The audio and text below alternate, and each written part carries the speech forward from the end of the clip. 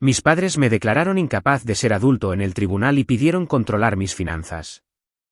El juez leía la lista, y de repente, se detuvo en $2.2M y gritó, «Seguridad aquí». Mis padres palidecieron. Hola a todos. Mi nombre es Elena Soto. Tengo 34 años y hace 4 meses, mis propios padres presentaron una petición en el Tribunal de Sucesiones del Condado de Dallas pidiendo a un juez que me declarara mentalmente incapaz de administrar mi vida, mis finanzas y todo lo que poseía. Imaginen la sala del tribunal. Luces fluorescentes zumbando arriba. Mi padre, Arturo Soto, sentado junto a un costoso abogado de patrimonios, postura rígida, mandíbula apretada, la misma pose que ha mantenido al frente de nuestra mesa de la cena desde que tengo memoria. Mi madre, Elena, mantengo el nombre de la protagonista en el original para consistencia, pero lo cambio para la madre si es necesario, en este caso la cambiaré a Marta, se secaba los ojos con un pañuelo, representando una devastación silenciosa como si lo hubiera ensayado durante años. Su abogado apenas ocultaba su confianza al otro lado del pasillo, como si el resultado ya estuviera decidido. No estaban pidiendo ayuda. Estaban pidiendo control. Mis cuentas bancarias, mi coche, mi apartamento. Me describieron como inmadura, aislada, incapaz de gestionar mis propios asuntos. Lo que no sabían era lo que realmente tenía. Y había una cosa, solo una, que Arturo Soto, el hombre que había controlado cada habitación en la que había entrado durante 3 décadas, nunca se molestó en revisar, los registros públicos. Los mismos registros públicos procesados cada día en la oficina del secretario del condado de Dallas, donde trabajaba su hija. Era un martes por la noche en noviembre. Lo recuerdo porque los martes eran mis noches de olla de cocción lenta. Volvía a mi estudio en Oak Lawn, levantaba la tapa, comía algo caliente en mi pequeña mesa de la cocina, leía durante 1 hora y me iba a dormir. Esa era mi vida. Predecible, tranquila, mía. Mi apartamento era un segundo piso de 45 pies cuadrados, en un vecindario de clase media donde nadie hacía preguntas y nadie ofrecía ayuda. El grifo goteaba a menos que se ajustara justo. El radiador golpeaba a las 2 de la madrugada. El alquiler era de $1,350 al mes, y en 7 años, nunca había dejado de pagar ni una sola cuota. Clasifiqué mi correo en el mostrador, factura de electricidad, folleto del supermercado y luego un sobre blanco, más pesado que los otros, sellado con la dirección de remitente, Tribunal de Sucesiones del Condado de Dallas, número 2. Lo abrí de pie. Petición para nombramiento de tutor. Peticionarios, Arturo Soto y Marta Soto. Demandada, Elena María Soto. Motivo, la demandada carece de capacidad para el autocuidado y la gestión financiera. Mis manos empezaron a temblar. No porque temiera al tribunal. Había trabajado dentro de uno toda mi vida adulta. Sabía cómo eran las peticiones de tutela. Había archivado cientos en cajas a lo largo de los años. Lo que hizo temblar mis manos fue otra cosa, la realización de que mis padres se habían sentado frente a un abogado y habían dicho las palabras en voz alta: nuestra hija no puede cuidarse. Danos el control. Dejé el documento sobre el mostrador de fórmica junto al pequeño cuaderno negro que guardaba en el cajón de la cocina, 11 años de registros de inversión escritos con mi propia letra. Fechas, contribuciones, totales trimestrales. Mi padre solía decir que su hija no sabía hacer nada más que clasificar papeles. Tenía razón sobre el papel, pero estaba equivocado sobre todo lo demás. El dinero que asumían que yo tenía y el dinero que realmente tenía estaban separados por una distancia que Arturo Soto nunca habría podido imaginar. Para entender lo que sucedió en esa sala, tienen que entender a mi padre. Arturo era el tipo de hombre que se sentaba a la cabecera de todas las mesas, literalmente. Acción de Gracias, Navidad, una cena aleatoria de miércoles, no importaba. Espalda recta, voz llenando la habitación tan completamente que no quedaba espacio para nadie más. Si mi madre comenzaba una frase, él la terminaba.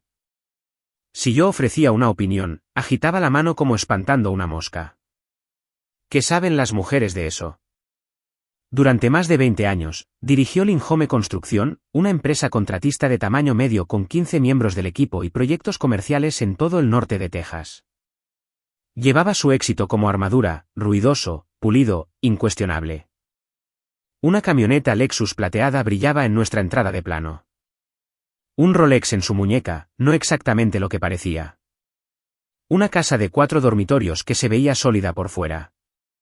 Pero las apariencias son cosas superficiales, y Arturo nunca permitía que nadie se acercara lo suficiente para inspeccionar los detalles.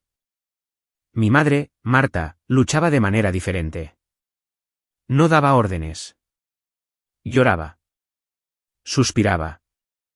Llamaba a las 7 de la mañana con, solo me preocupo por ti, cariño, en un tono que te hacía sentir culpable por existir de forma independiente. Si decías que no, ella llamaba a cada tía, prima y amiga de la iglesia en un radio de 80 kilómetros y les decía que estabas angustiada, desagradecida, fría. Juntos, eran un sistema. Arturo dirigía, Marta aplicaba a través de la culpa, y cualquiera que se resistiera se convertía en el problema. Lo que yo no sabía, lo que casi nadie sabía fuera de un tribunal de bancarrota, era que Linhome Construcción se había declarado en el capítulo 7 6 meses antes de que llegara ese sobre. El Lexus debía 3 pagos. La casa tenía un aviso de ejecución hipotecaria pegado dentro de un gabinete de la cocina. Arturo Soto no estaba actuando por preocupación. Se estaba ahogando y necesitaba algo, alguien a quien pudiera controlar legalmente. La gente siempre pregunta, ¿por qué no los cortaste hace años? Es una pregunta justa, y la respuesta tiene 3 partes. La primera fue el dinero.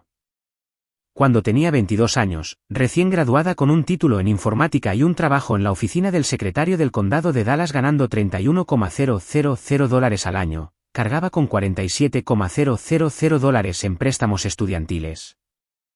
Mi padre había sido codeudor y me lo recordaba de la manera en que algunas personas hablan del clima, casualmente, con frecuencia, con apenas suficiente advertencia en su tono.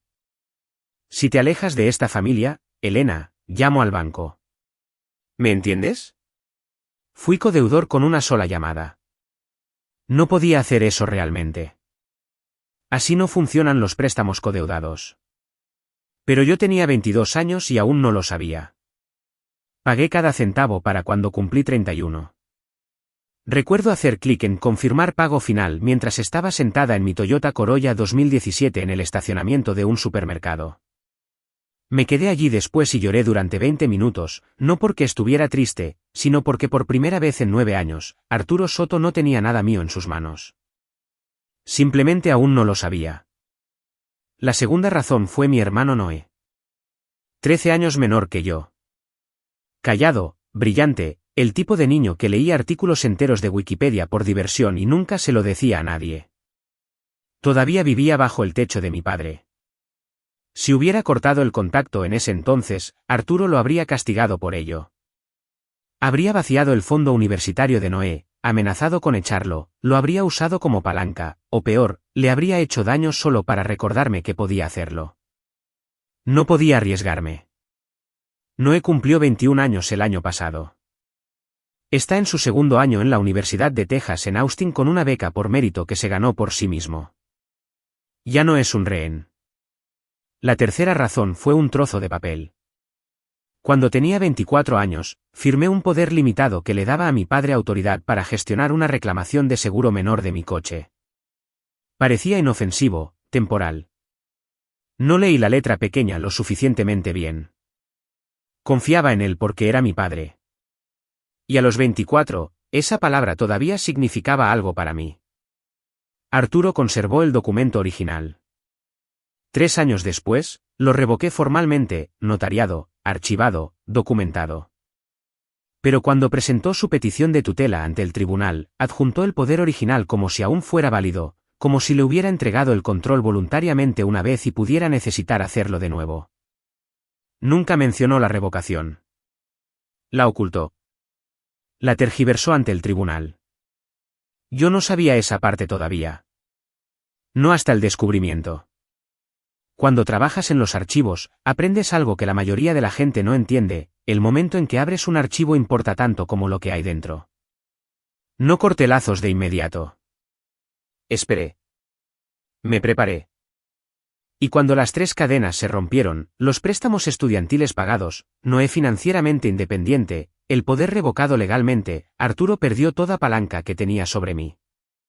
Así que escaló a una sala de audiencias, y ese fue su error, porque puedes ignorar una llamada telefónica, puedes bloquear un número, pero una vez que algo se presenta en el tribunal, existe de una manera de la que no puedes alejarte. Me forzó a una pelea que no podía evitar. Así que me preparé para la única pelea que necesitaría. Esto es lo que nadie te cuenta sobre trabajar en registros públicos, pasas tus días rodeada de la anatomía financiera de todo un condado. Escrituras de propiedad, certificados de gravámenes fiscales, solicitudes de ejecución hipotecaria, transferencias fiduciarias, registros de sucesiones. Miles de ellos año tras año pasan por tus manos. La mayoría de la gente procesaba los documentos y seguía adelante. Yo los procesaba y prestaba atención. A los 23, comencé a leer sobre inversión en fondos indexados. Nada llamativo, nada especulativo. El enfoque Bogle, comprar el mercado total. Mantener los gastos bajos. No tocarlo. Dejar que el tiempo haga el trabajo. Abrí una cuenta de fondo indexado total del mercado de Vanguard con mis primeros $400 y configuré contribuciones automáticas cada mes sin falta. Vivía con menos de $1,200 al mes, estudio, arroz y frijoles, libros de la biblioteca, un Toyota Corolla usado que compré en efectivo. Todo lo demás iba a inversiones. A los 25, comencé a notar algo en el trabajo, propiedades con gravámenes fiscales. Casas subastadas porque los propietarios debían impuestos atrasados, a veces solo unos pocos miles.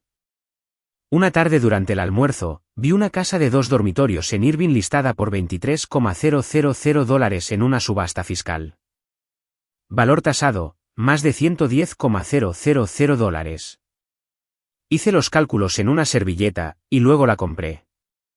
Pasé los fines de semana parcheando paneles de yeso, repintando paredes, reemplazando accesorios con tutoriales de YouTube y una caja de herramientas prestada.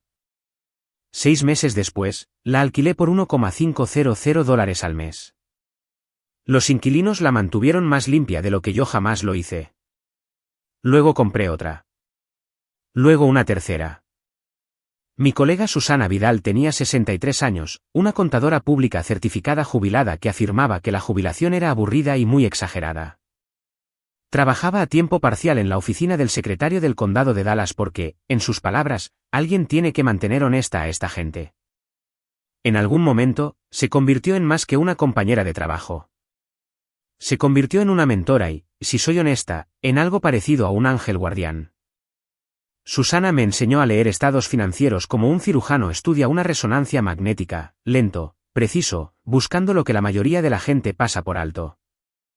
Revisaba mis declaraciones de impuestos cada año. Notariaba mis documentos sin hacer preguntas innecesarias. Y nunca una vez sugirió que estaba loca por vivir en un modesto estudio mientras poseía silenciosamente 3 propiedades de alquiler en todo el área metropolitana. Nadie en el trabajo lo sabía. No conducía un coche de lujo. No vestía etiquetas de diseñador. Mi escritorio tenía un archivador mellado, una taza de café y un monitor emitido por el condado mostrando un panel de gestión de registros. Si mirabas mi pantalla, no verías nada más que papeleo ordinario. No verías la cuenta de Vanguard, que revisaba por la noche, la que se había capitalizado constantemente durante más de una década. Susana era la única persona que sabía que poseía más de lo que sugería mi apartamento. Pero incluso ella no sabía la cifra completa. No hasta que el tribunal me ordenó revelarla. Cuando me negué a firmar los papeles de tutela voluntaria, Arturo cambió de táctica. Le daré a mi padre esto, cuando quería algo, no dudaba. En una semana, lanzó una campaña no contra un competidor, no contra un contratista rival, sino contra su propia hija. Se movió con la eficiencia de un hombre que había pasado 30 años gestionando obras y dando órdenes a gritos. Empezaron las llamadas telefónicas. Mi tía Carla, su hermana mayor, que lo había obedecido toda su vida, llamó una tarde de jueves. Su voz se suavizó en ese tono clínico y cuidadoso que la gente usa cuando cree que alguien podría estar inestable. Cariño, tu padre dice que has estado pasando por un mal momento. Sabes que puedes hablar conmigo, ¿verdad? Mi primo me envió un mensaje de texto, oí que las cosas están difíciles. Avísame si necesitas algo. Nunca antes me había enviado un mensaje de texto. Marta era más estratégica. No me nombraba directamente. No tenía que hacerlo. Publicó en Facebook: cuando tu hijo rechaza la ayuda, todo lo que una madre puede hacer es rezar. Algunas batallas no se pueden librar solo. 87 reacciones, 31 comentarios. Todos elogiando su devoción.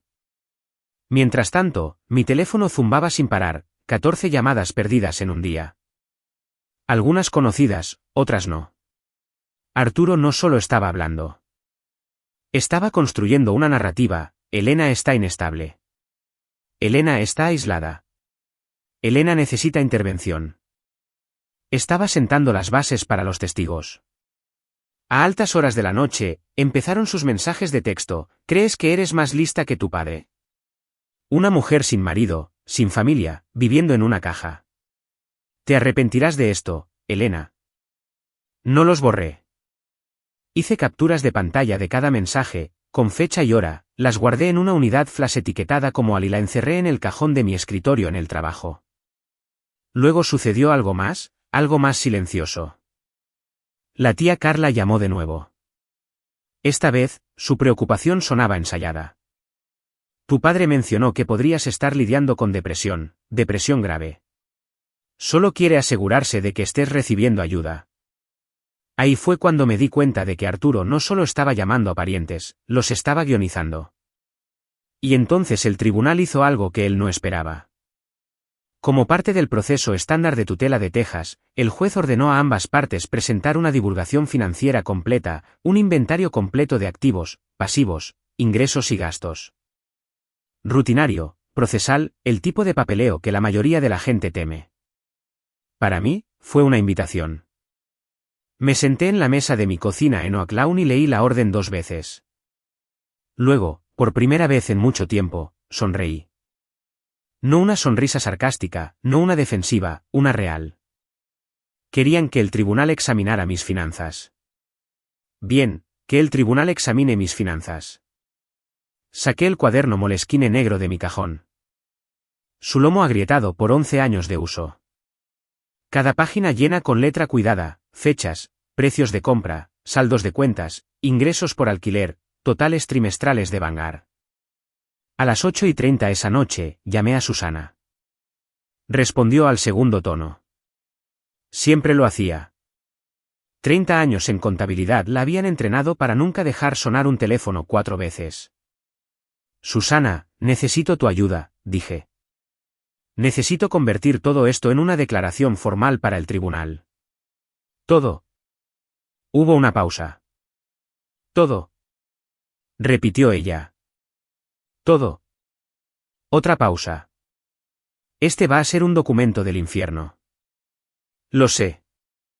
Nunca lo había totalizado todo en un solo lugar antes: 11 años de inversión disciplinada, crecimiento compuesto, dividendos reinvertidos, 3 propiedades de alquiler con capital e ingresos estables, ahorros, mi Toyota Corolla 2017, mi contrato de arrendamiento.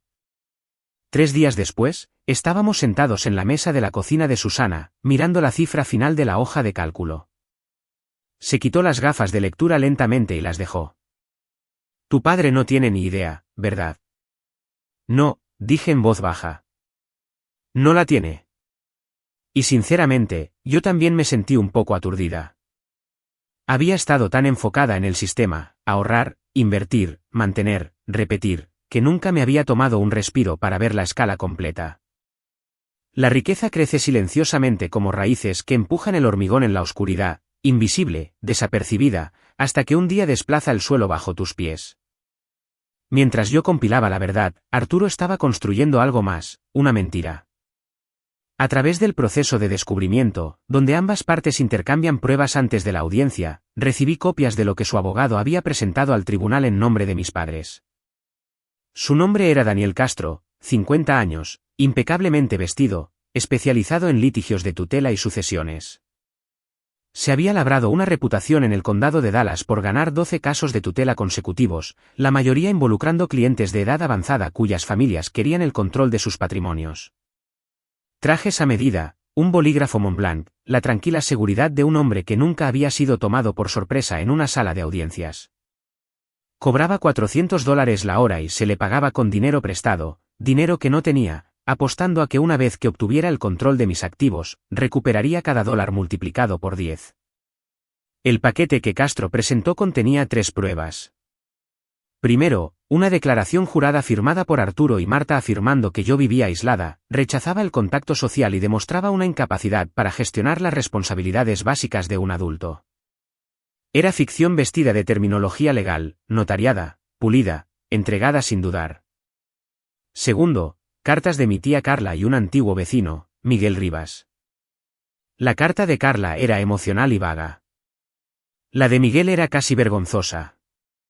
Vivía a 3 casas de mis padres y no había hablado conmigo en 6 años. Arturo claramente los había instruido a ambos. Luego estaba el tercer documento, el que me oprimía el pecho, una evaluación psicológica redactada por el doctor Leandro Pérez. Según el informe, yo exhibía retraimiento social, disfunción ejecutiva y juicio financiero deficiente. Lo leí 2 veces. Luego revisé el encabezado. El doctor Pérez nunca me había conocido, nunca me había examinado, nunca me había hablado. Toda la evaluación se basaba en descripciones proporcionadas por mis padres, una evaluación psicológica de una mujer que el médico nunca había visto. Dejé el papel y tomé mi teléfono. Clara, dije cuando mi abogada contestó, el informe psicológico. Nunca me evaluó. Lo sé, respondió ella con calma. Eso no es solo poco ético. Puede calificar como fraude ante el tribunal, y así es exactamente como lo trataremos. Debo explicar cómo encontré a Clara Montes. 2 días después de recibir la citación judicial, fui a la biblioteca pública del centro de Dallas, no a casa, no al trabajo, a un lugar neutral, donde nadie pudiera ver mi historial de búsqueda. Busqué abogados que se especializaran en luchar contra tutelas abusivas. No había muchos. Es un campo reducido, el tipo de derecho en el que la mayoría de la gente no piensa hasta que lo necesita desesperadamente. El nombre de Clara apareció en un artículo local sobre la reforma de la tutela en Texas. Había representado a 3 clientes adultos cuyas familias intentaron apoderarse de sus finanzas. Ganó los 3 casos. Su oficina era un escaparate convertido metido en una calle tranquila del centro, fácil de pasar por alto a menos que la estuvieras buscando. Estanterías de suelo a techo, un título de J.D. enmarcado de la Facultad de Derecho de la Universidad de Texas, una taza de té que claramente se había enfriado horas antes. Tenía 42 años, directa, compuesta, el tipo de calma que te dice que ha visto historias peores que la mía. Dime qué quieren, dijo. Todo, respondí. Mis cuentas bancarias, mi coche, mi apartamento. ¿Y qué tienes realmente? Puse una carpeta en su escritorio. No la carpeta de cuarzo, la mía. La que Susana y yo habíamos preparado. Clara la abrió y pasó las páginas lentamente. Observé sus ojos moverse línea por línea. Durante 30 segundos, no dijo nada. Luego levantó la vista. Tus padres no tienen ni idea de nada de esto, ¿verdad? Mi padre nunca ha preguntado cuánto gano, dije. Asume que ya lo sabe. Clara se reclinó en su silla. Esto es lo que vamos a hacer. Primero, solicitaré al tribunal que designe a un investigador independiente, alguien que realmente te conozca en lugar de redactar un informe basado en el guión de tu padre. Segundo, cumpliremos plenamente con la orden de divulgación financiera. Tercero, hizo una pausa, no revelaremos ninguna carta hasta la audiencia. Me estudió un momento. Una cosa más, saca tu informe de crédito esta noche. Los 3 burós, no esperes. ¿Por qué? En mi experiencia, dijo con cautela, cuando un padre solicita la tutela de un hijo adulto financieramente independiente, rara vez es el primer límite que han cruzado. No entendí lo que quería decir. No todavía. Mientras tanto, Arturo no limitaba sus esfuerzos a la sala del tribunal. Estaba moldeando la narrativa en público. En la primera iglesia metodista unida de Plano, les dijo al grupo de oración de hombres que su hija mayor estaba lidiando con problemas mentales. Evitó la palabra tutela. En su lugar, usó intervención. Sonaba más suave, más noble, como un acto de amor. Dijo que él y Marta estaban interviniendo antes de que fuera demasiado tarde. 3 hombres se ofrecieron a rezar con él, uno le dio la mano y le dijo, «Estás haciendo lo correcto, Arturo». Marta extendió la historia aún más. Llamó a los antiguos socios comerciales de mi padre, algunos de los cuales aún no sabían sobre la bancarrota del Inhome Construcción, y mencionó casualmente una situación familiar de salud. Se puso en contacto con vecinos. Se puso en contacto con conocidos. Incluso logró contactar a la esposa del agente inmobiliario que gestionaba la compañía de administración de mi edificio. Lanzó la red amplia y las consecuencias me llegaron un jueves por la mañana.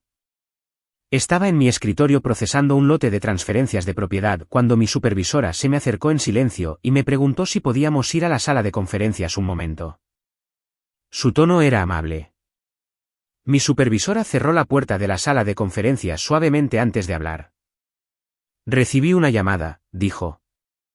No dijo de quién. Alguien preguntó sobre su estado de salud mental y si estaba afectando su rendimiento. Hizo una pausa y luego añadió con cautela, estoy obligada a preguntar, ¿hay algo sucediendo de lo que Recursos Humanos deba estar al tanto? La miré a los ojos. Mis padres han presentado una petición de tutela. La estoy disputando. No tiene fundamento. Mi trabajo no se ha visto afectado y no lo estará. Ella asintió, escribió algo. Permítame volver a mi escritorio. Pero el ambiente había cambiado. Resopla. 2 colegas me miraron de manera diferente en el pasillo. Alguien había visto la publicación de Facebook de Marta. La narrativa se estaba extendiendo exactamente como Arturo pretendía. Luego vino el propietario. Arturo se había puesto en contacto con la oficina de administración de mi edificio, expresando preocupación por la capacidad de su hija para mantener una vivienda estable. Mi propietario, un hombre decente que nunca había recibido una queja sobre mí, llamó para preguntar. No amenazó con no renovar. No tenía que hacerlo. Solo quería asegurarme de que todo está bien, dijo. Arturo estaba desmantelando mi vida desde afuera hacia adentro, empleador, vivienda, reputación, ladrillo a ladrillo. Y creía que lo estaba haciendo a alguien sin recursos, sin aliados, sin opciones. Esa noche, seguí el consejo de Clara. Saqué mis informes de crédito de los 3 burós. Me senté en la mesa de mi cocina en el silencio, mi computadora portátil abierta, un vaso de agua a mi lado. Nunca lo toqué. La primera página se cargó. Todo parecía normal, mis tarjetas de crédito, seguro de automóvil, historial de alquiler, limpio, organizado, mío. Luego me desplacé. 2 cuentas de tarjetas de crédito que nunca había abierto. Una Visa, una Mastercard, abiertas hace 14 y 11 meses respectivamente. Saldo combinado, $42,700. Direcciones de facturación que no reconocía, excepto una que coincidía con un apartado de correos que Arturo había utilizado para el Inhome Construcción. Seguí desplazándome. Una línea de crédito con garantía hipotecaria, $140,000. Resopla contra mi segunda propiedad de alquiler en Garland, abierta 9 meses antes. La solicitud llevaba mi nombre, mi número de seguro social y una firma que no era la mía. Me quedé muy quieta. Mis padres no habían solicitado la tutela para obtener el control de mis finanzas. Ya habían estado dentro de ellas, utilizando información de un poder notarial que yo había revocado 3 años antes. Arturo había conservado el documento original, lo había presentado como activo y lo había utilizado para acceder a crédito a mi nombre, canalizando dinero prestado hacia una empresa que ya se estaba colapsando en bancarrota. Cuando sumé todo, tarjetas de crédito, línea de crédito, intereses, comisiones, la exposición total ascendió a $389,420. Llamé a Clara a las 11:15 de la noche, lo encontré, dije. Mi voz era más firme de lo esperado. 2 tarjetas de crédito fraudulentas, una línea de crédito con firma falsificada, casi $400,000. Hubo un breve silencio al otro lado. Esto es robo de identidad, dijo en voz baja. Y por eso necesitan la tutela. Están tratando de legalizar retroactivamente lo que ya han hecho ilegalmente. ¿Qué hacemos? Podemos denunciarlo a la policía de inmediato. No, La palabra salió de mi boca más rápido de lo esperado. Todavía no. Ella hizo una pausa. Elena, eso es un riesgo. Entiendo el riesgo. También entiendo a mi padre. Quiero que lo escuche, leído en voz alta en el registro, en una sala de la que no pueda salir. Ese es el único idioma que siempre ha respetado. Otra pausa. Está bien, Clara, dije. Entonces encargamos una auditoría forense, una firma de contadores públicos independientes, totalmente documentada, admisible. La adjuntamos como anexo complementario a su declaración de activos. Hazlo. Después de colgar, me quedé sentada en la oscuridad durante mucho tiempo. El grifo goteaba. El radiador golpeaba. Y en algún lugar de plano, en una casa de 4 dormitorios con un aviso de ejecución hipotecaria escondido dentro de un gabinete de cocina, Arturo Soto dormía profundamente, convencido de que su estrategia estaba funcionando. 3 semanas antes de la audiencia, llegó el investigador designado por el tribunal. Se llamaba Patricia Gómez, 55 años. Cabello gris corto, profesionalmente neutral de una manera que te hacía querer decir la verdad porque percibías que ya había escuchado todas las mentiras posibles. El tribunal le había asignado determinar si yo era incapaz de administrar mi propia vida. Se quedó en el umbral de mi estudio de 450 pies cuadrados y lo observó. Limpio, ordenado, cama hecha, platos lavados, facturas archivadas ordenadamente, todas al día. ¿Puedo pasar? Por supuesto. Se quedó durante 90 minutos. Preguntó sobre mi trabajo, mi rutina, mi vida social, mis finanzas. Las preguntas eran cuidadosas, diseñadas para revelar confusión, inestabilidad, inconsistencia. Respondí con sencillez. Le conté sobre mi trabajo en la oficina de registros, los libros que leía, las comidas de olla lenta que preparaba durante la semana, los paseos dominicales por el vecindario. Escribió todo. Luego preguntó sobre mis padres. ¿Creen que no puedes administrar tu vida? Sí. ¿Y tú no estás de acuerdo? Sí. Me miró fijamente. ¿Por qué crees que presentaron esta petición? La miré a los ojos y por primera vez lo dije en voz alta, tendrían que preguntarles a ellos. Patricia se reunió con Arturo y Marta la semana siguiente. Clara me dijo más tarde cómo había ido esa reunión.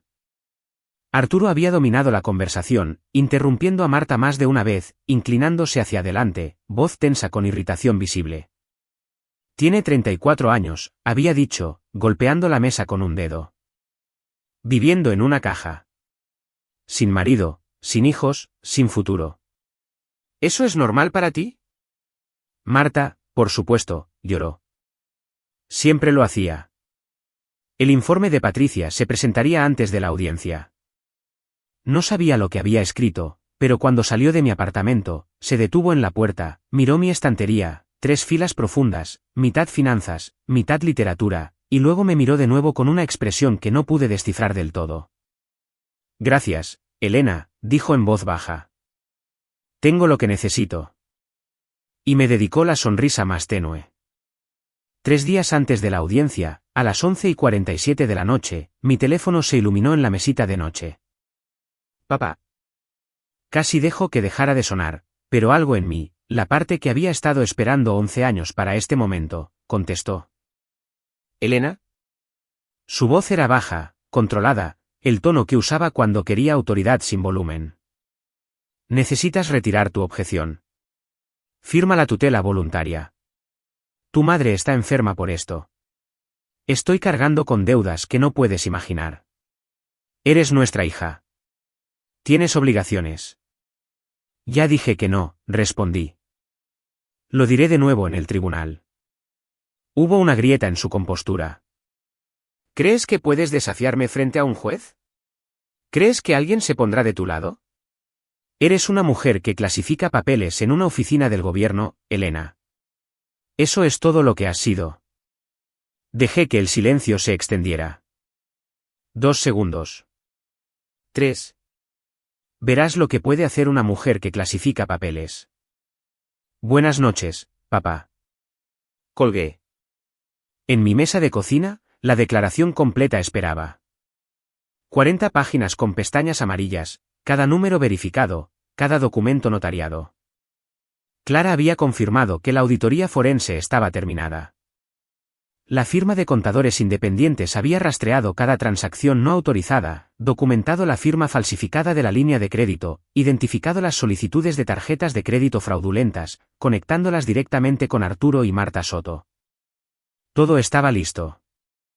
La audiencia era el martes por la mañana, 72 horas. Me quedé despierta mirando el techo mientras una farola proyectaba un rectángulo pálido sobre el yeso.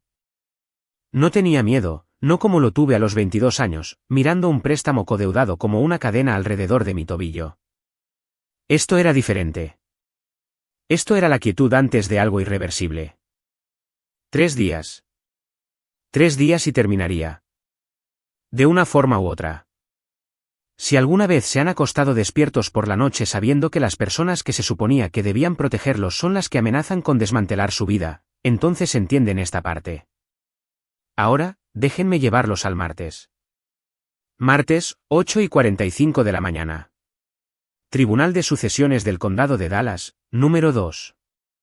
Llegué temprano. Nunca he llegado tarde a nada en mi vida, y no iba a empezar con la audiencia que determinaría si conservaba el control de mi propia existencia. Vestía una camisa abotonada azul claro, pantalones oscuros, zapatos planos, sin joyas excepto un reloj de pulsera sencillo, maquillaje mínimo. Parecía exactamente lo que era, una empleada del condado en su día libre.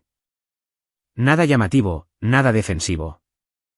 La sala del tribunal era más pequeña de lo que la gente imagina. Paredes con paneles de madera, luces fluorescentes zumbando débilmente arriba, 2 mesas frente al estrado, una galería con unos 20 asientos, en su mayoría vacíos. Arturo y Marta ya estaban sentados en la mesa de la izquierda. Mi padre vestía un traje gris carbón que nunca antes había visto, nuevo o prestado o comprado con una línea de crédito que no podía pagar. Su espalda estaba perfectamente recta. Marta se sentó a su lado, de azul marino, agarrando un pañuelo como un accesorio de escenario.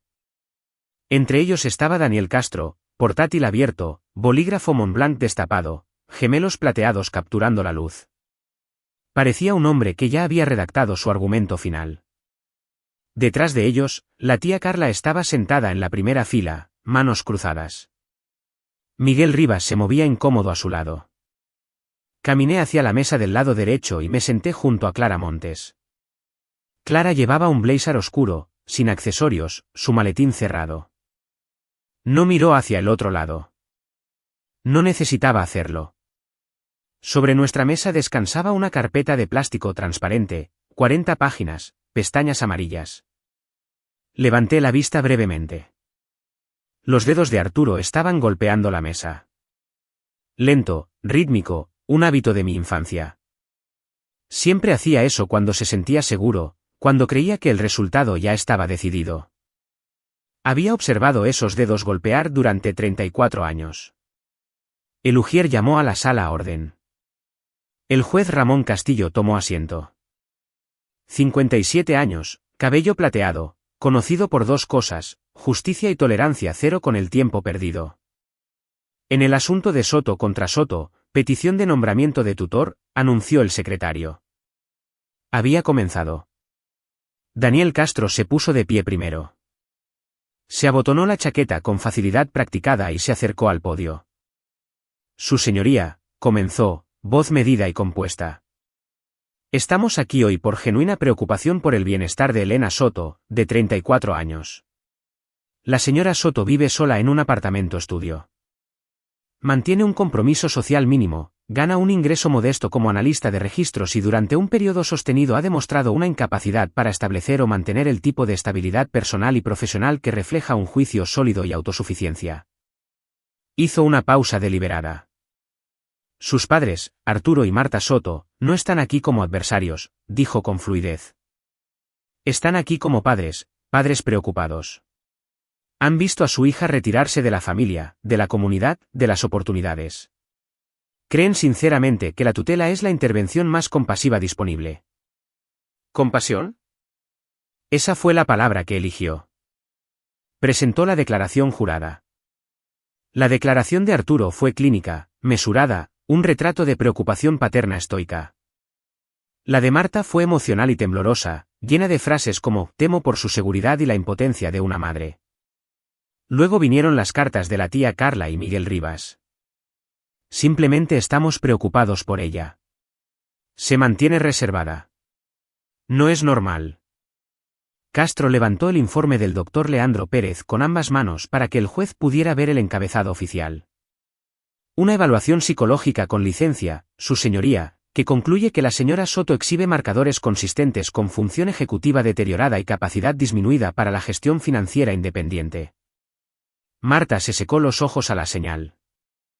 Arturo se sentó rígido, su expresión cuidadosamente arreglada en algo parecido al dolor, pero para cualquiera que realmente lo conociera, era control. Castro regresó a su asiento, destapó su Montblanc y garabateó una nota. Miró hacia el otro lado hacia mí, despectivo. La mirada lo decía todo, ella es una empleada del condado. No tiene nada. Escuché cada palabra, incapaz, aislada, incapaz de manejar. La actuación de Marta con el pañuelo, la preocupación ensayada de Carla, el testimonio vago de Miguel Rivas sobre cómo no salía mucho hace 6 años cuando yo tenía 28 y pasaba los fines de semana renovando una casa que él no tenía idea de que yo poseía. Escuché cómo mi vida se enmarcaba como un fracaso. Un apartamento estudio, un coche viejo, un trabajo en el gobierno, una mujer sola. Debajo de la mesa, mis manos estaban apretadas, no de ira, sino de restricción. 11 años de restricción comprimidos en una sola mañana. La mano de Clara rozó ligeramente mi antebrazo. Todavía no, susurró sin girar la cabeza. Casi. Miré a mi padre. No estaba mirando a Castro. No estaba mirando al juez. Me estaba mirando a mí. Y en sus ojos vi lo que había visto toda mi vida, certeza. No certeza de que tenía razón, él nunca lo dudó. Certeza de que el mundo estaba ordenado como él creía que era. Que las hijas permanecían pequeñas. Que la autoridad prevalecía. Que la voz más fuerte era dueña de la sala. No parpadeó. Yo tampoco. Jadeo, bajé la mirada por 3 segundos. Inhalar. Exhalar. Luego enderecé mi espalda, puse ambas palmas planas sobre la mesa y miré hacia adelante. Mi padre me enseñó algo que nunca quiso enseñar: cuando creces subestimada, te preparas para todo porque sabes que nadie te dará una segunda oportunidad. La carpeta estaba entre Clara y yo. Pestañas amarillas, 40 páginas, cada número verificado. Arturo había traído una narrativa. Yo había traído documentación. El juez Ramón Castillo se giró hacia nuestra mesa. Señorita Montes, ¿desea la demandada presentar una respuesta? Clara se puso de pie y se abotonó la chaqueta. Sí, su señoría. Nos gustaría comenzar con el informe del investigador designado por el tribunal. No se apresuró. No dramatizó. Simplemente pidió al tribunal que leyera las conclusiones de Patricia Gómez, la investigadora independiente asignada para evaluarme. El secretario abrió el informe sellado y comenzó a leer el resumen en el registro. El investigador realizó una evaluación presencial de 90 minutos en la residencia de la demandada. La demandada demostró plena capacidad cognitiva, incluida una clara articulación de responsabilidades financieras, historial laboral constante. Condiciones de vida organizadas y sin indicadores clínicos de juicio deteriorado o disfunción ejecutiva. Al otro lado del pasillo, Arturo descruzó las piernas, las cruzó de nuevo. El investigador además señala que la caracterización de los peticionarios de la demandada como socialmente aislada e incapaz de mantener relaciones es inconsistente con su estable historial laboral de 11 años, entorno doméstico estructurado y autopresentación articulada. Castro dejó de escribir. Su Montblanc flotó sobre su bloque de notas. Y finalmente, continuó el secretario, la evaluación psicológica presentada por los peticionarios, autorizada por el doctor Leandro Pérez, fue redactada sin que el demandado hubiera sido examinado directamente. La evaluación parece haberse basado únicamente en información proporcionada por miembros de la familia, lo que plantea importantes preocupaciones éticas y probatorias. La sala cambió. No fue ruidoso. No fue dramático, pero el aire cambió. El juez Castillo levantó la vista lentamente del informe. Miró a Castro, luego a Arturo, luego de vuelta al documento. Abogado Castro, dijo con calma. ¿Era usted consciente de que el doctor Pérez no realizó una evaluación clínica directa del demandado? Castro abrió la boca, la cerró. Su señoría, el doctor Pérez es un licenciado. Esa no era mi pregunta. El tono del juez era tranquilo. Preciso. ¿Era consciente de que no se realizó ningún examen? Castro dudó. Tenía la impresión de que se había completado una evaluación. Volveremos a eso, dijo el juez, haciendo una nota. Señorita Montes, continúe. El pañuelo de Marta había dejado de moverse. Los dedos de la tía Carla se agarraban firmemente. Y por primera vez esa mañana, los dedos de Arturo ya no golpeaban la mesa. El impulso había cambiado. Clara permitió que el silencio se asentara antes de hablar de nuevo. Su señoría, ahora nos gustaría presentar la declaración de activos ordenada por el tribunal del demandado, preparada en pleno cumplimiento con la directiva del tribunal y verificada por tasación independiente cuando fue requerido. Además, estamos adjuntando un anexo complementario directamente relevante para la motivación subyacente detrás de esta petición. Le entregó la carpeta transparente a Lugier, la misma carpeta que había estado sobre nuestra mesa desde las 8:45 de la mañana, pestañas amarillas, 40 páginas. El Lugier la llevó al estrado. El juez Castillo la aceptó sin expresión y comenzó a pasar las páginas. Hizo una pausa, pasó hacia atrás, leyó de nuevo. Al otro lado del pasillo, Castro se inclinó hacia Arturo y le susurró algo. Arturo negó con la cabeza despectivamente, apenas moviendo los labios. Ella no tiene nada. Clara Montes se levantó de nuevo.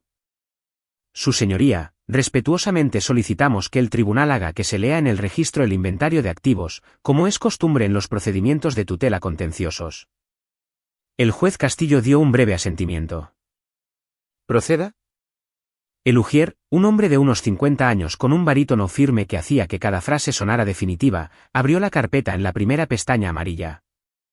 Miré a mi padre por última vez antes de que comenzara.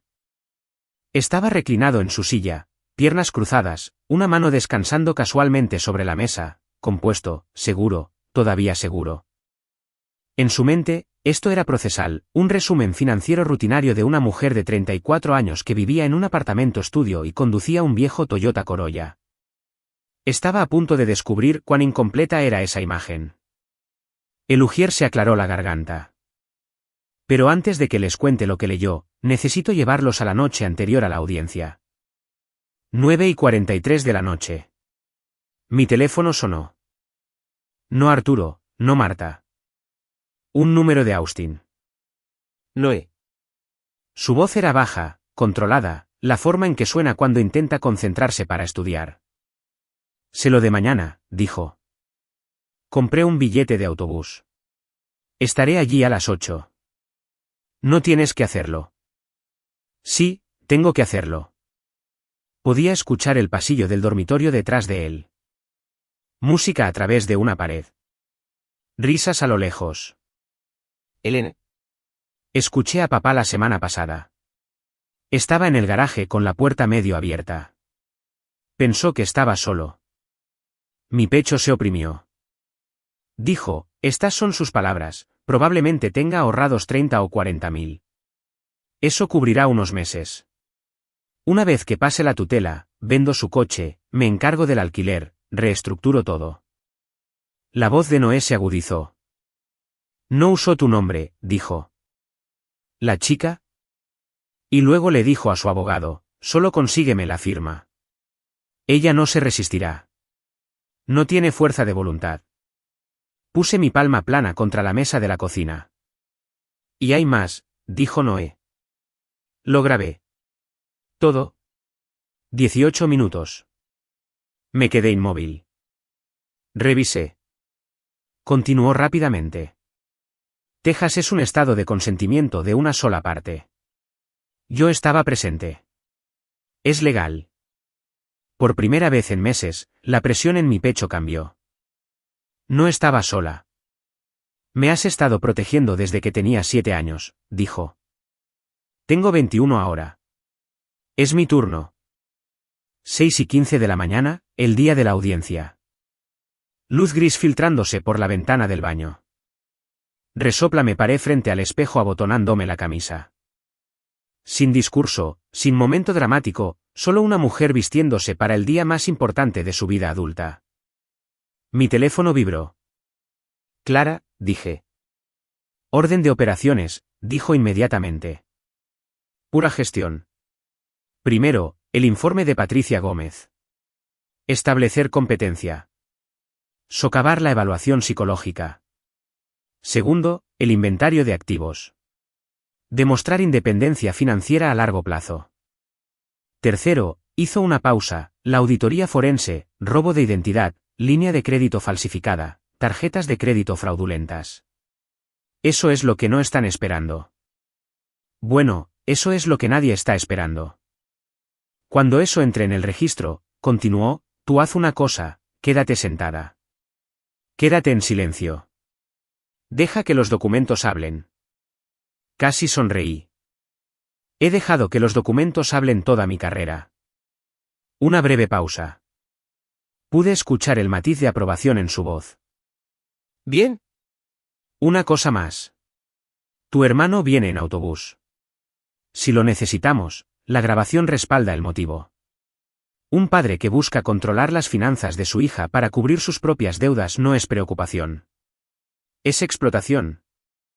Entendido. Nos vemos a las 8:30. Terminé de vestirme, metí la carpeta de 40 páginas en mi bolso junto a una botella de agua. En la intersección de Lincoln y Quinta, me detuve en un semáforo en rojo. Miré al asiento del pasajero, la carpeta, la botella de agua. 11 años de preparación contenidos en una carpeta de plástico de $2. El semáforo se puso en verde. De vuelta en la sala del tribunal, el ujier abrió la carpeta. Ítem de activo 1, comenzó, voz uniforme y sin prisas. Fondo indexado total del mercado de valores de Vanguard y cuentas de corretaje asociadas mantenidas exclusivamente a nombre de Elena María Soto. Verificación de saldo al 31 de octubre, $1,248,300. No hubo jadeo. Esto no era una película. Lo que llenó la sala fue algo más pesado, silencio con peso. La pluma de Castro tocó su bloque de notas, pero no se movió. El pañuelo de Marta se deslizó de sus dedos hasta su regazo. Arturo se inclinó hacia adelante lentamente como si hubiera oído mal y estuviera esperando una corrección.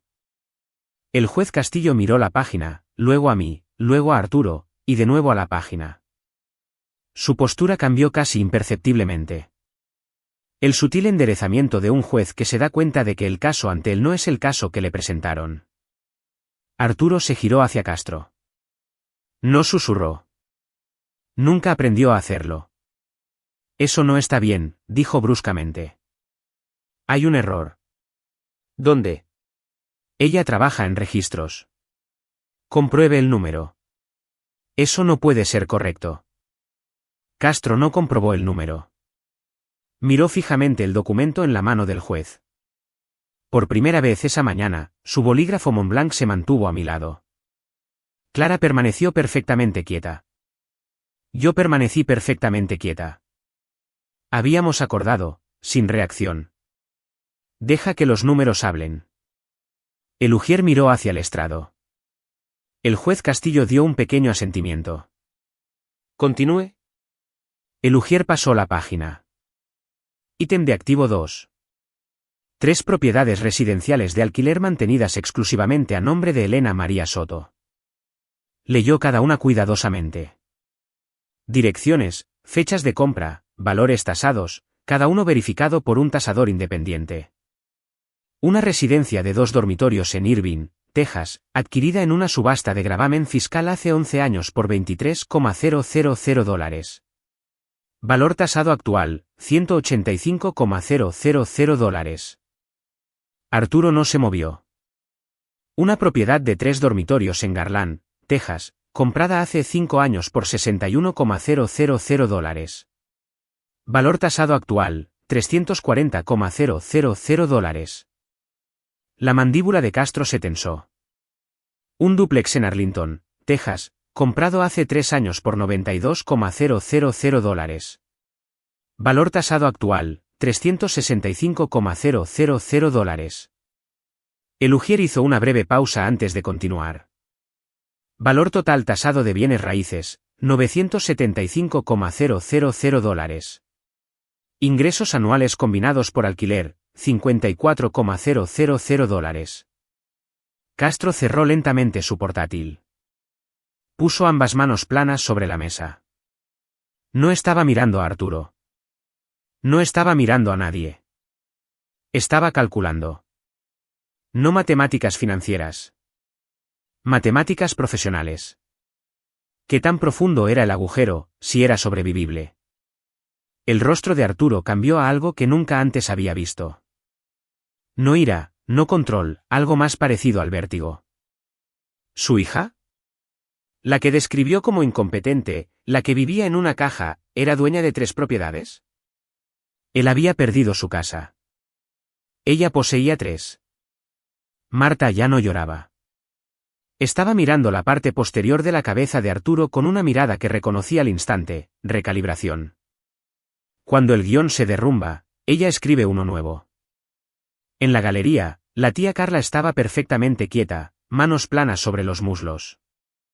Miguel Rivas miraba hacia la salida. El juez Castillo habló en voz baja. ¿Continúe? El ujier pasó a la tercera pestaña. Ítem de activo 3, documento suplementario.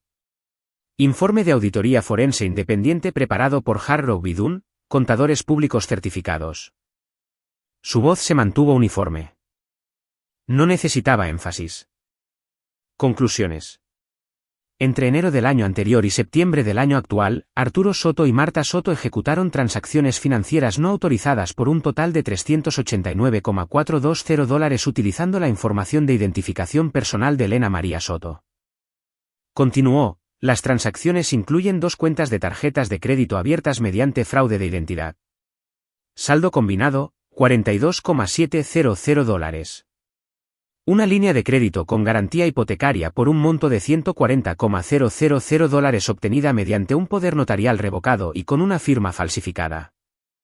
Retiros no autorizados adicionales, transferencias de saldo y comisiones asociadas por un total de $26,720. El juez Castillo levantó la mano. Alto. El ujier guardó silencio. El juez miró fijamente la página durante varios segundos. Luego se quitó las gafas lentamente y las colocó sobre el estrado. Miró a Arturo, a Marta, a Daniel Castro, cuyo rostro se había puesto pálido. Seguridad, dijo el juez Castillo con calma. Dentro, no gritado. Peor, controlado. 2 oficiales entraron por la puerta lateral y se posicionaron cerca de la salida. Arturo se puso de pie de un salto, la silla raspando ruidosamente contra el suelo. Eso es un malentendido, su señoría. Soy su padre. Señor Soto, dijo el juez con calma. Siéntese. Y se sentó. Sus manos temblaban ahora, las mismas manos que habían golpeado con confianza minutos antes. El rostro de Marta se había quedado sin color. El pañuelo yacía olvidado a sus pies. Yo no me moví. No hablé. Dejé que los documentos hicieran lo que mejor hacen los documentos, contaron la verdad. La puerta de la sala del tribunal se abrió de nuevo. Esta vez no seguridad. Noé. Llevaba una sudadera con capucha de Lautaustin y vaqueros. Mochila sobre un hombro, un joven de 21 años que había tomado un autobús durante la noche para llegar aquí porque tenía que hacerlo. Sus ojos encontraron los míos. Le di el asentimiento más pequeño que pude sin romper la concentración. Clara se puso de pie. Su señoría, tenemos un testigo adicional. Noé Soto, 21 años, hijo de los peticionarios. Arturo se retorció en su silla. Noé, ¿qué? Se detuvo, miró al juez y bajó la voz. ¿Qué estás haciendo aquí? Noé no le respondió. Caminó hacia el estrado de los testigos, tomó asiento y miró directamente al juez Castillo. Su señoría, comenzó, estudiado a pesar del agotamiento en su rostro. Hace una semana, escuché a mi padre hablando por teléfono con su abogado desde el garaje de nuestra casa familiar. Yo estaba en la cocina adyacente. Él no sabía que yo estaba presente. Sacó del bolsillo una hoja de papel doblada, una transcripción impresa. Mi padre declaró, y estoy citando, probablemente tenga ahorrados 30 o 40.000. Eso cubrirá unos meses. Una vez que pase la tutela, vendo su coche, me encargo del alquiler y reestructuro todo. La sala estaba en silencio. Se refirió a mi hermana como, la chica. También dijo, solo consígueme la firma. Ella no se resistirá. No tiene fuerza de voluntad. Por primera vez, Noé miró a Arturo. Papá no presentó esta petición porque esté preocupado por Elena, dijo claramente. La presentó porque está arruinado y pensó que ella era un blanco fácil. Arturo se lanzó hacia adelante en su silla. Noé, estás traicionando a tu familia. El mazo golpeó bruscamente contra el estrado. «S.R. Soto», dijo el juez Castillo con dureza. «Una palabra más y lo declararé en desacato». «¿Entiende?» La boca de Arturo se abrió. Se cerró. Se hundió de nuevo en su asiento, agarrando los reposabrazos. El reloj pulido de su muñeca capturó la luz fluorescente por última vez. En el estrado, Noé se giró hacia mí. Sus ojos estaban vidriosos, pero su voz no vaciló. «Lamento no haber dicho nada antes, Elena». Apreté los labios. No podía hablar, pero mantuve su mirada y esperé que entendiera que no había nada que perdonar. El juez Castillo se quitó las gafas de nuevo, colocándolas cuidadosamente sobre el estrado. La sala estaba completamente quieta, seguridad en las puertas, Arturo congelado en su silla, Marta inmóvil. Daniel Castro con su portátil cerrado mirando un punto en la mesa como si deseara poder desaparecer en él. El tribunal ha escuchado pruebas suficientes para dictaminar, comenzó el juez Castillo, cada palabra deliberada. Primero, la petición de tutela sobre Elena María Soto es denegada. No hay pruebas creíbles, ninguna, de que el demandado carezca de capacidad para el autocuidado o la gestión financiera. Hizo una pausa. Por el contrario, las pruebas presentadas demuestran un nivel de disciplina financiera y competencia que muchos adultos, incluido este tribunal, considerarían excepcional. Las palabras se asentaron sobre la sala. Segundo, la evaluación psicológica presentada por los peticionarios, autorizada por el doctor Leandro Pérez, fue preparada sin examen directo del demandado. Este tribunal considera ese documento, en el mejor de los casos, gravemente negligente, y en el peor, un intento deliberado de engañar. El asunto se remitirá a la Junta Médica de Texas para su revisión. La mandíbula de Arturo se apretó. Tercero, continuó el juez, inclinándose ligeramente hacia adelante. La auditoría forense adjunta a la declaración del demandado establece pruebas prima facie de robo de identidad, fraude financiero y uso indebido de un poder notarial revocado para obtener crédito a nombre de otra persona. Estos no son asuntos civiles. Miró directamente a mis padres. Son asuntos penales. Se dirigió al secretario. Ordeno que todo el registro de estos procedimientos, junto con la auditoría forense y la documentación de respaldo, se transmita a la oficina del fiscal del distrito del condado de Dallas para una investigación penal. Luego, de vuelta a ellos. Señor y señora Soto, no deben abandonar este condado hasta nuevo aviso. ¿Entienden? Arturo no respondió. Marta dio el más leve asentimiento. El mazo cayó. Esta audiencia concluye. El sonido resonó contra las paredes con paneles de madera y las luces zumbantes, indiferente, mecánico, continuando como siempre lo hacen los sistemas. Arturo miró sus zapatos pulidos. La sala del tribunal en la que había entrado esperando controlar se había convertido en algo completamente diferente. Había imaginado este momento durante años. No se sintió como victoria. Se sintió como exhalar finalmente después de contener la respiración durante 11 años. Fuera del departamento 7, los suelos de granito del pasillo amplificaban cada paso. Clara caminaba a mi izquierda. Noé unos pasos detrás. ¿Elena? La voz de Arturo. Venía hacia nosotros rápidamente. Saco de traje desabrochado ahora. Corbata aflojada. Compostura desmoronándose. Castro ya se había retirado hacia los ascensores. Tienes que detener esto, dijo Arturo. La remisión al fiscal. Dile a tu abogada que la retire. Soy tu padre. Un oficial de seguridad se acercó. Clara se posicionó ligeramente delante de mí. Señor Soto, mi clienta no tiene obligación de hablar con usted. Le sugiero encarecidamente que mantenga la distancia. Él la ignoró. Sus ojos estaban fijos en mí. No dando órdenes, no furioso, desesperado. Era la primera vez en mi vida que veía a Arturo Soto verse desesperado.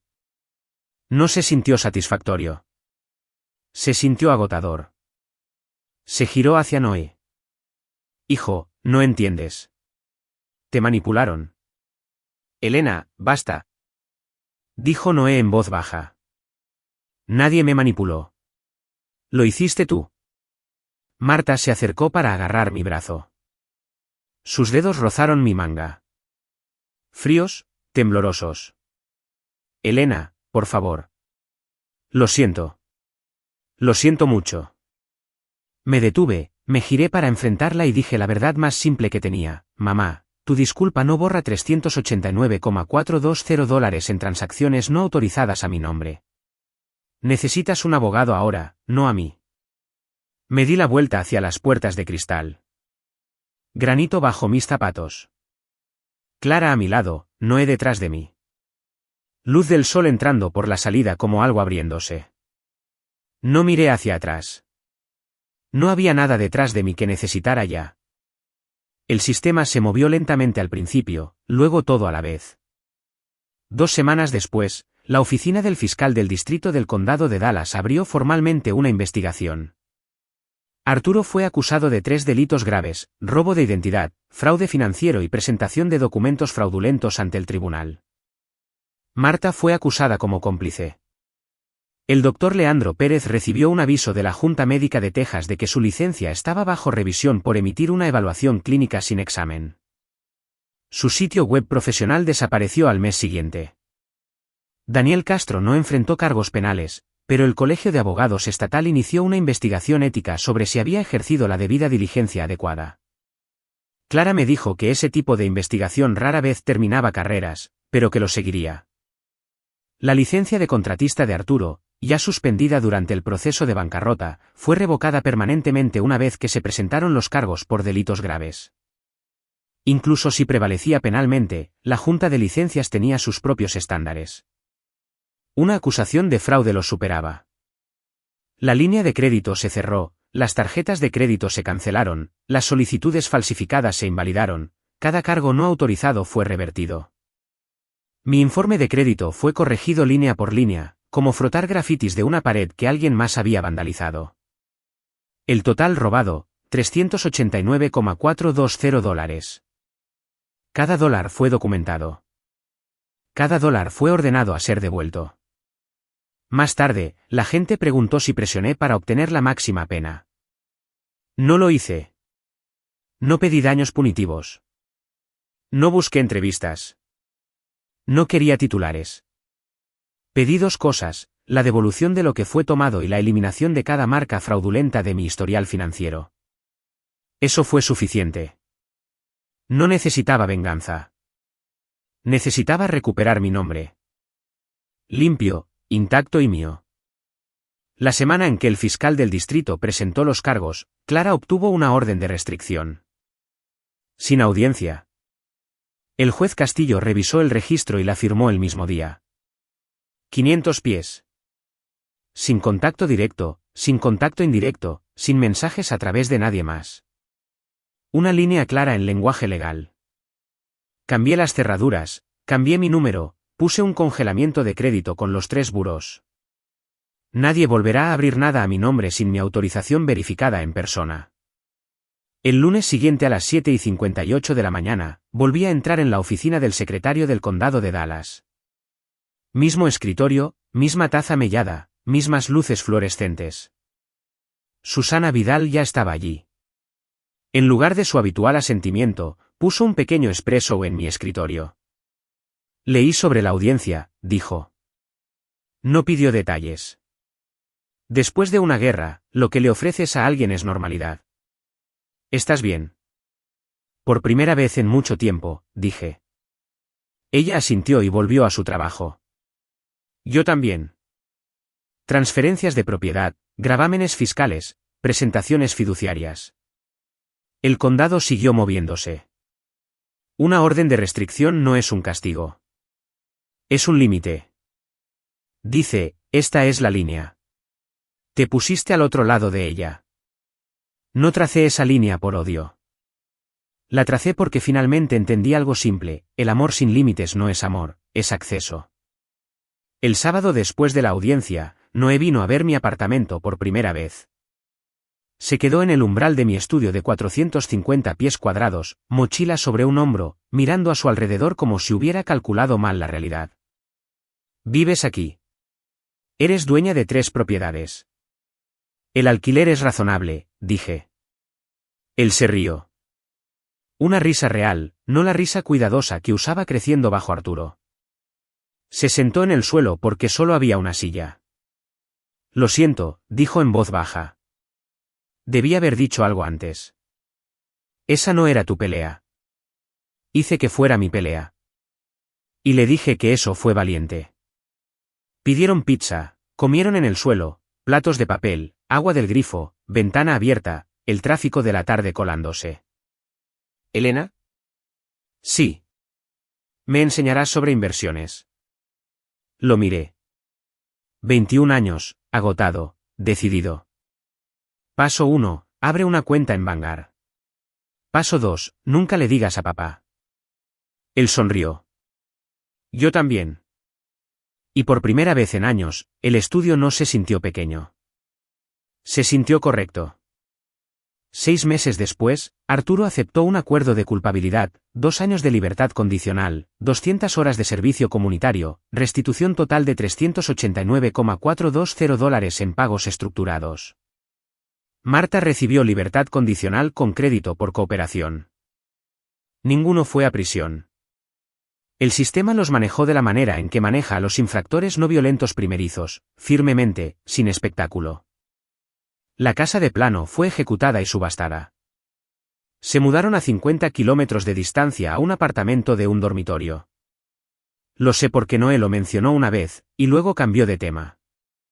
No hablamos. No por la orden de restricción, ese es solo el límite legal. El límite real se construyó durante 34 años de que me dijeran que no era suficiente. En el trabajo, me ascendieron, analista de registros senior, un pequeño aumento, una nueva placa con mi nombre. La coloqué junto al recibo enmarcado de mi pago final del préstamo estudiantil. 2 documentos, uno marcando el fin de la deuda, otro marcando el comienzo de ser vista. Todavía vivo en el estudio, pero ahora estoy buscando casas, no como inversiones para mí. Una cocina lo suficientemente grande para cocinar comidas reales. Un patio donde puedo sentarme al sol y no deberle una explicación a nadie. Alguien preguntó si había perdonado a mis padres. Lo pensé. El perdón es mi elección, dije. Las consecuencias pertenecen al tribunal. Los límites nos pertenecen a ambos. Así que esa es mi historia. Soy Elena Soto. Si hay algo que quiero que se lleven de mi historia, es esto: la fuerza no siempre se ve ruidosa. No siempre se ve como confrontación o venganza o entrar en una habitación y tomar el control. A veces la fuerza se ve como disciplina silenciosa, como pagar tus facturas a tiempo, como aprender la letra pequeña, como construir algo lentamente, ladrillo a ladrillo mientras nadie está mirando. Durante años, pensé que sobrevivir era suficiente. Pensé que mantenerme pequeña mantenía la paz. Pensé que el amor significaba soportar lo que me dieran. Estaba equivocada. El amor sin límites no es amor, es permiso. Y en el momento en que entendí eso, todo cambió. Trazar una línea no te hace cruel. Proteger tu nombre no te hace egoísta. Negarte a ser utilizada no te hace desagradecida. Te hace responsable de tu propia vida. No gané porque destruya a otra persona. Gané porque me negué a abandonarme a mí misma. Así que, si estás escuchando esto y te sientes subestimado, desestimado o controlado silenciosamente, empieza donde estás. Aprende, ahorra, documenta, protege, construye. No necesitas ser ruidoso para ser poderoso. Y cuando llegue el momento de trazar tu línea, hazlo sin pedir disculpas.